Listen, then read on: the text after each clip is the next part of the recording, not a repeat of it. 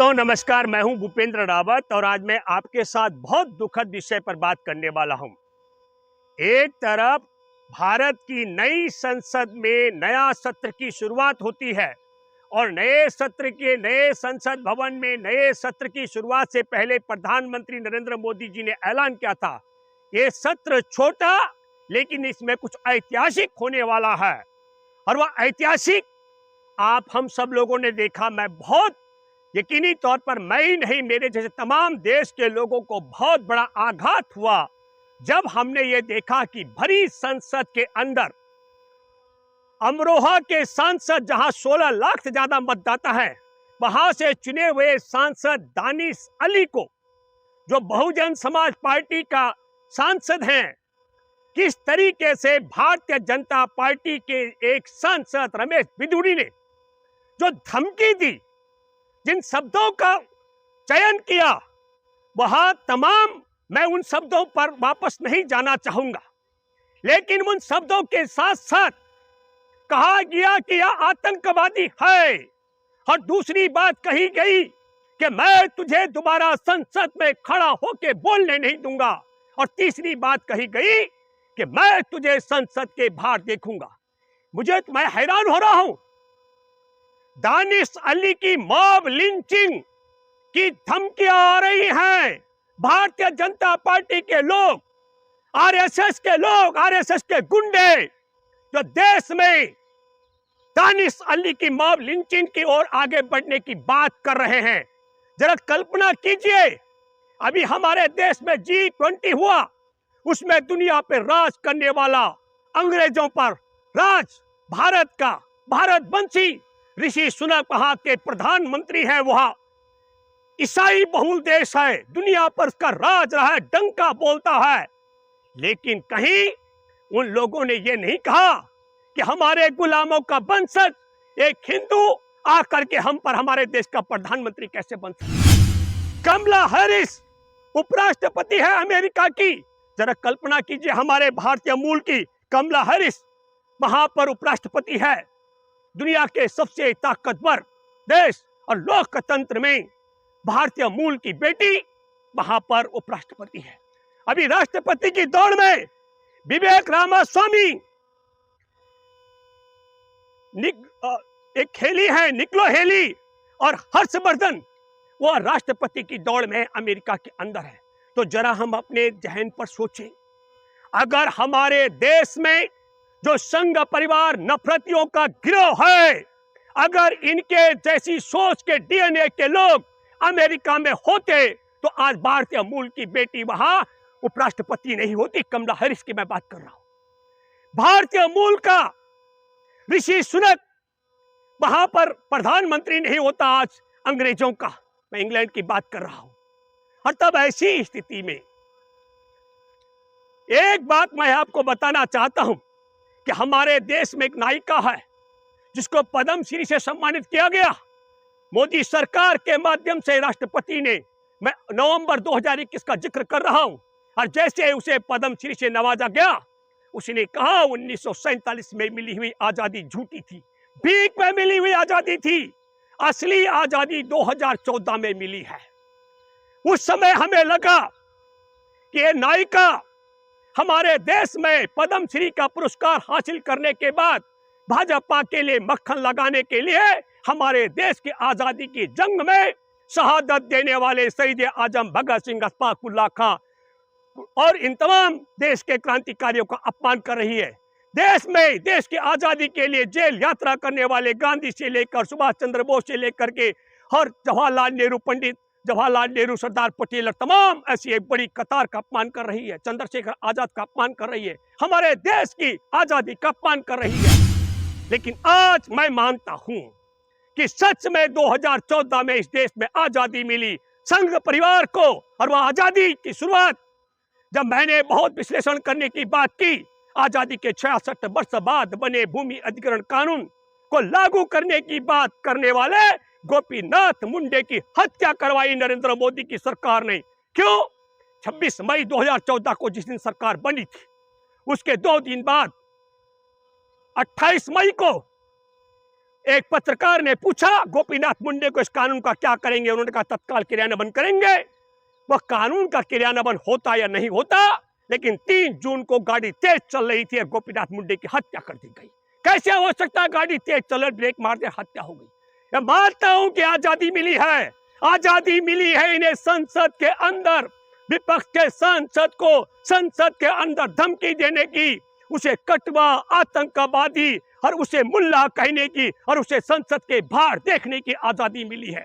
इन्हें आजादी मिली है। हमारे देश में कौशल भी और उसके पति की हत्या का मैं जिक्र कर रहा हूं। 2005 में उस फेक एनकाउंटर की बात कर रहा हूं। उसमें तड़ी पार रह चुके अमित शाह को सजा होने वाली थी। 1 दिसंबर 2014 को जस्टिस लोया की हत्या कर दी गई। यह आजादी मिली है। आजादी मिली है केंद्र में अच्छा कानून लागू कराने वाले मंत्री गोपीनाथ मुंडे की हत्या करने की। आजादी मिली है तड़ी पार रह चुके शख्स को सजा सुनाने से पहले जस्टिस लोया की हत्या करने का। मैं आपको बताना चाहता हूं, मॉब लिंचिंग की गई थी। झारखंड का जिक्र कर रहा हूं। अलीमुद्दीन की मॉब लिंचिंग करने वाले जब जमानत पर बाहर छूटे दोषियों का जिक्र कर रहा हूं, तो केंद्रीय मंत्री जयंत सिन्हा को आजादी मिली थी उनका स्वागत करने के लिए। हमारे देश में आजादी मिली थी। मैं कठवा का जिक्र कर रहा हूं। 8 साल की गुजरों की वह मासूम बेटी जिसका अपहरण करके जम्मू के कठवा में मंदिर में रखा गया था, उसके साथ बारी बारी से बलात्कार किया गया। बलात्कारी न केवल बलात्कार, उसे भूखा प्यासा रखा गया। जिस समय उसकी हत्या करनी थी, एक पुलिस ऑफिसर ने कहा हत्या करने से पहले मुझे एक बार और बलात्कार करने दो। और ऐसे बलात्कारी अपहरणकर्ताओं के पक्ष में तिरंगा यात्रा लेकर के, तिरंगा झंडा लेकर भाजपा के मंत्री उतरे थे। इन्हें आजादी मिली। बलात्कारी अपहरणकर्ता और हत्यारों के पक्ष में तिरंगा यात्रा की रैली निकालने की आजादी इनको मिली है। इनको आजादी मिली। हमारे देश के अंदर बिल्किस बानो का जिक्र कर रहा हूं, जिसकी 3 साल की मासूम बेटी की हत्या कर दी गई थी। उसकी मां और परिवार की 2 और महिलाओं के साथ गैंगरेप करके हत्या कर दी गई थी। उसके परिवार के 14 सदस्यों की हत्या कर दी गई है। 14 उनके हत्यारे बलात्कारी दंगाइयों को 15 अगस्त 2022 को रिहा करने की आजादी मिली है। संघ परिवार को मैं मानता हूं कि कंगना रनौत ने ठीक कहा है, इस देश में आजादी मिली है एक विशेष गिरोह को। मैं जिक्र कर रहा हूं निर्भया 2 कांड की। फरवरी 2012 का उत्तराखंड मूल की बेटी किरण नेगी, उसके साथ में उसके जिस्म में उसके प्राइवेट पार्ट को जलाया गया था।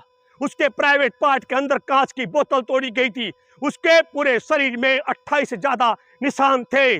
उसे बलात्कार करने वाले, बर्बर तरीके से मारने वाले, आपको बता दूं मनमोहन सिंह की सरकार के कार्यकाल में फरवरी 2014 में उन्हें फांसी की सजा सुनाई गई थी और उन्हें 2022 के नवंबर में रिहा कर दिया गया। फांसी की बजाय बाइज्जत बरी कर दिया गया। यह आजादी मिली है संघ परिवार की सरकार को। बलात्कारी अपहरण करना, बर्बरता के साथ में बेटी का खत्म कर देना, यह आजादी मिली है। एक अभी सितंबर 2022 का जिक्र कर रहा हूं। विनोद आर्य भाजपा के जो नेता है, उनके रिजॉर्ट में अंकिता भंडारी ने वेश्यावृत्ति को के धंधे में जाने के मना कर दिया। एक वीआईपी को बचाने के लिए, ताकि उस वीआईपी का नाम अंकिता भंडारी अपनी जुबान पर न ला सके, उसकी हत्या करने की आजादी संघ परिवार की सरकार के गुंडों को दी गई है। यह आजादी मिली है। तब हमारे लिए ये सोचने और समझने की बात है। आप हम सब सोचें कि प्रधानमंत्री ने कहा था कि यह कुछ ऐतिहासिक होने वाला है। ऐतिहासिक भी क्या हुआ? कंगना रनौत को बुलाया गया। वही कंगना रनौत जिसने कहा कि 1947 में भीख में आजादी मिली थी, उसे संसद में नए सत्र में आमंत्रित किया गया। लेकिन देश की महामहिम महिला राष्ट्रपति इसलिए नहीं निमंत्रण दिया गया क्योंकि वह आदिवासी है। यह स्वतंत्रता मिली है, यह आजादी मिली है संघ परिवार को, कि संघ परिवार के लोग चाहे तो देश में महामहिम राष्ट्रपति का भी अपमान कर सकते हैं। इसलिए मैं आपको माध्यम से कहना चाहता हूं, कई लोग कह रहे हैं कि रमेश बिधूड़ी ये तो ओबीसी का मामला है, संघ के प्रकार ने, लेकिन इस क्रोनोलॉजी को आप समझिए। ना तो रमेश बिधूड़ी कोई नशा किया हुआ था, ना वह नशे में था, ना रमेश बिधूड़ी की इतनी ताकत है। यदि रमेश बिधूड़ी को हत्या करनी है दानिश अली की, तो मैं गुरुद्वारे में जाकर सिख समाज से तलवार लाकर के सार्वजनिक तौर पर देता हूं। अपने बाप की औलाद है रमेश बिधूड़ी, तो दानिश अली पर तलवार चलाकर देखी। नरेंद्र मोदी से मैं मांग करता हूं कि नरेंद्र मोदी तोप का लाइसेंस दे मुझे, मैं तोप देता हूं। रमेश बिधूड़ी को अपने बाप की औलाद है तो उठाकर तोप से उड़ाकर दिखाए दानिश अली को, मैं मान जाऊंगा। आधुनिक हथियार चाहिए तो इनका मोनू मानेश्वर जेल में है, उसके पास आधुनिक हथियार है जिससे उसने पटौदी में भी 307 का मुकदमा है, वो हथियार बरामद कराए हरियाणा सरकार से और रमेश बिधूड़ी को सौंपा जाए। हत्या नहीं कर सकते क्योंकि देश में बाबा साहेब की अध्यक्षता में बना हुआ संविधान है, लेकिन ये नंगापन कर सकते हैं। और नंगापन क्यों किया गया? 21 तारीख की रात को 10 बजे दानिश अली को इस प्रकार की धमकी देने की क्रोनोलॉजी को आपको समझना पड़ेगा। 22 तारीख को दिल्ली विश्वविद्यालय में चुनाव थे। मैं आपके साथ बात तो कर रहा हूं मेरे प्यारे देशवासियों, पर मुझे बहुत बड़ा झटका लगा, बहुत बड़ा आघात लगा। मैंने ये जरूर मानता हूं, प्रामाणिक तौर पर कहता हूं, जब देश में इज्जतदार लोग, देश में बाबा साहेब की अध्यक्षता में बने संविधान का सम्मान करने वाले, माँ बहन बेटियों का सम्मान करने वाले, दलित आदिवासी महिला किसान मजदूरों का सम्मान करने वाले एक तरफ हो और दूसरी तरफ संघ परिवार जैसे नंगे हो जो कुछ भी कर सकते हो, जब नंगों का इज्जतदार वालों का झगड़ा होता है तो वहां ये नंगापन। मैं आपके माध्यम से कहना चाहता हूं, माफी चाहते हुए बोल रहा हूं, भाजपा में यदि किसी को मूतने भी जाना हो तो भाजपा के सांसद और विधायक और एमपी के बाप की ताकत नहीं है कि नरेंद्र मोदी की इजाजत के बगैर मूतने चला जाए। इसलिए मैं कहना चाहता हूं, इतनी बड़ी धमकी एक पूरे समाज को, पूरे दुनिया में हमारे संविधान को, नए संसद भवन को, हमारे देश के लोकतांत्रिक व्यवस्था को, देश की सबसे बड़ी पंचायत घर में इस प्रकार का तांडव जिसने कर दिया हो, और नरेंद्र मोदी ने अभी तक मुंह नहीं खोला। भाजपा की तरफ से कहा जा रहा है कि भाजपा ने कारण बताओ नोटिस जारी कर दिया। मैं आपके माध्यम से कहना चाहता हूं, कोई कारण बताओ नोटिस की जरूरत तब पड़ती है जब मामले की जानकारी न हो। पहला कारण बड़ा साफ है कि रमेश बिधूड़ी आरएसएस का कार्यकर्ता है। दूसरा कारण बड़ा साफ है कि वह भाजपा का नेता है। तीसरा कारण बड़ा साफ है, वह भाजपा का सांसद है। और चौथा बड़ा कारण है कि देश में तड़ी पार रह चुका गृह मंत्री और गुजरात दंगों में बार बार नाम उछलने वाले नरेंद्र मोदी। अभी तो एक और बात आई है कि गुजरात में गोधरा कांड का जो नरसंहार जिंदा जलाए गए कार सेवक, उसमें भी मोदी सरकार का हाथ था। तो गोधरा कांड कराने वाले, जो पहले गुजरात में दंगा कराने वाले, ये जो शख्स है, इनको आजादी मिली है इनकी इजाजत के बगैर। ना तो नरेंद्र मोदी मुंह खोल रहा है, ना तड़ी पार रह चुका गृह मंत्री मुंह खोल रहा है, ना लोकसभा अध्यक्ष ने मुंह खोला है। बहुत साफ है कि रमेश बिधूड़ी हिंदू है। रमेश बिधूड़ी दिल्ली का सांसद, दिल्ली से सांसद है, भाजपा का कार्यकर्ता है, संघ का कार्यकर्ता है।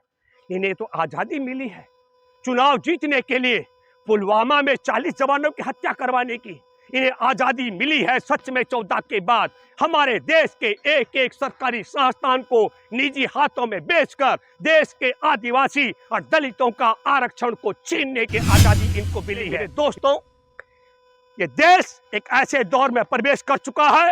नरेंद्र मोदी ने तो घोषित कर दिया कि संविधान भवन पिछला संसद रहेगा। इसका मतलब है जिस तरीके से रमेश बिधूड़ी की गुंडागर्दी, धमकियां, एक इसलिए कही है दानिश अली को कि दानिश अली मुसलमान है, तो एक बहुत बड़े तबके की मैं देखा दुनिया में मुसलमानों की आबादी 100 अरब 60 करोड़ से ज्यादा की है। तो आप कल्पना कीजिए, मैं आबादी की बात इसलिए कर रहा हूं कि इतने बड़े समाज से नफरत करने वाले आरएसएस बीजेपी के मुट्ठी भर लोग हैं, मुट्ठी भर लोग।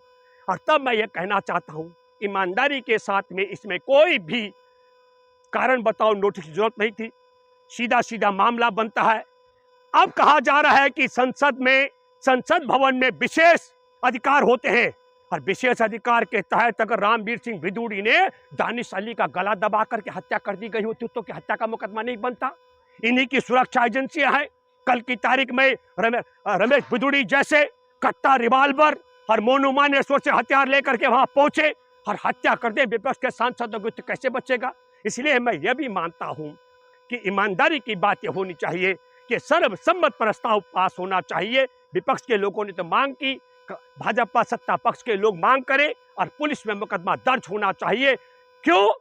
अगर दानिश अली आतंकवादी है तो यह मुकदमा चलना चाहिए चुनाव आयोग पर कि एक आतंकवादी हमारे देश का सांसद कैसे बन गया। और अगर वह बाइज्जत व्यक्ति है तो एक सांसद को आतंकवादी ठहराने वाले पर देशद्रोह का मुकदमा क्यों नहीं बनना चाहिए? पूरे दुनिया में भारत की संसद का, हमारे लोकतंत्र का और संविधान का, देश के भाईचारे का और देश की सबसे बड़ी पंचायत घर का अपमान हुआ है। और जिन 16 लाख मतदाताओं का प्रतिनिधित्व करते हैं दानिश अली, उन सब का भी अपमान हुआ है। मैं उम्मीद करता हूं कि नरेंद्र मोदी अपने किए पर, अपने पापों पर से पर्दा हटा करके रमेश बिधूड़ी को दंडित कराने का प्रयास करेंगे। मैं फिर कहना चाहता हूं, क्रोनोलॉजी का हिस्सा ये नहीं है ये दानिश अली की हत्या करना चाहते थे। क्रोनोलॉजी का हिस्सा ये था हिंदू मुसलमान की हवा खड़ा करके दिल्ली विश्वविद्यालय के चुनाव को प्रभावित किया गया। और मेरे लिए और दुख और अफसोस की बात है कि पढ़े लिखे दिल्ली विश्वविद्यालय के विद्यार्थी भी इनके बहकाव में आकर के जो पोलराइजेशन की है उसकी परिणति है, जो देश के साथ गद्दारी कर रहे हो, सीमा पर चीन का कब्जा करा चुके हो, देश के संविधान को बदलने की बात कर रहे हो, शेड्यूल कास्ट और शेड्यूल ट्राइब का आरक्षण खत्म कर चुके हो और इंसान से इंसान में नफरत फैला रहे हो, ऐसे गिरोह के छात्र संघ के विद्यार्थियों को भी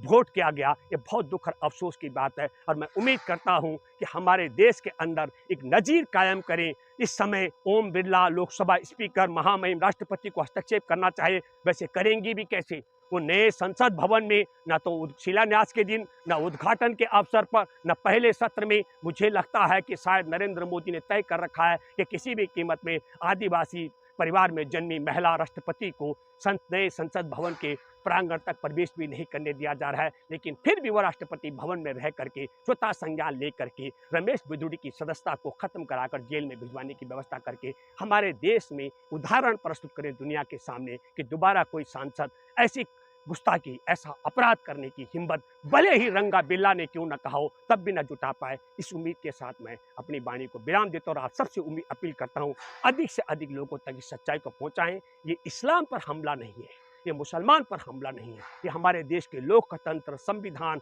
और दुनिया में जो हमारी ताकत। आखिरी बात मैं कहना चाहता हूँ, नरेंद्र मोदी पूरी दुनिया में कटोरा लेके घूमे कि दुनिया के लोग हमारे देश में निवेश करें।